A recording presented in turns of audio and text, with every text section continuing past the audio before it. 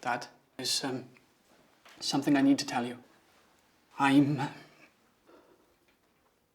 voting Plaid.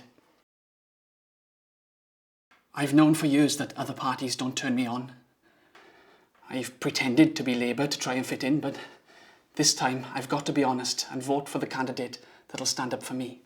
There's all this talk about English votes for English laws, extra powers for Scotland and Northern Ireland.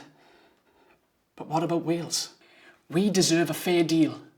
As fair a deal as Scotland, and that'll only happen if Plaid, the party of Wales, are in Westminster fighting for us.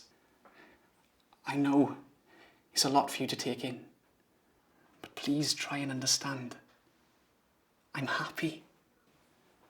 Proud.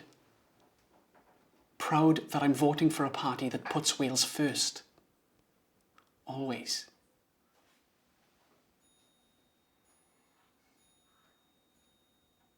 Have you ever thought about backing the Party of Wales? Why not make 2015 the year that you do it? Plaid Cymru, the only party standing up for Wales.